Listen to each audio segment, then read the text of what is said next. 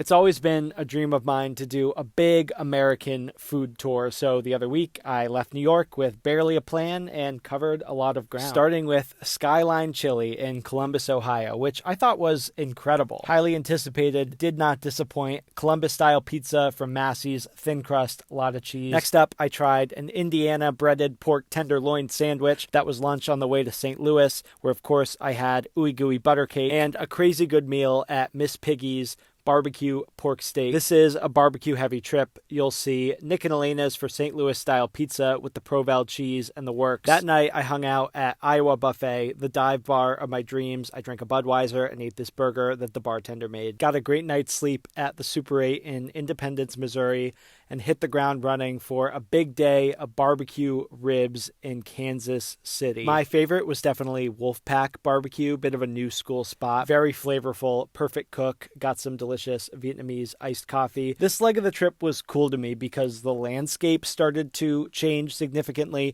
Kansas was a surprisingly beautiful state, and then I stayed in Oklahoma City where I went heavy on the burgers, of course. Very good martini with local gin at Bunker Club. Oklahoma City, kind of a cool town. It's the next day. It's breakfast time. The bartender from the night before told me I should try pho while I'm here. He said I'd be surprised, and I was. It was really, really good. I'm not quite done with burgers. I'm at Nick's Grill. What a magical restaurant. This is probably the best burger I've ever had in my entire life. Welcome to Texas. I'm pretty much only visiting Austin. I got some breakfast tacos at Veracruz, and I met up with my little sister. We placed a big pickup order at Franklin Barbecue. Honestly, worth every mile. I feel like I've now got a really good sense of the difference between post oak, which they use around here, and the hickory you see up in Kansas City, St. Louis. They're also using post oak to smoke this cured pork chop at Daidue, delicious dinner, but that hickory has a lot stronger flavor. Post oak, a lot more subtle, definitely better to eat without sauce. Cruise Market out in Lockhart, wonderful barbecue. And honestly, one of the best meals of the trip, these barbacoa tacos that I stumbled on somewhere on the way out of Texas. Very nice. Eventually that night, I made it to Texarkana and got an obligatory meal at Waffle House the next morning. I made it to Memphis. Some of the best barbecue I had was at this place, Cozy Corner. Great ribs. Stopped for a plate of fried chicken, beans, greens, corn before I stopped for the night in Decatur.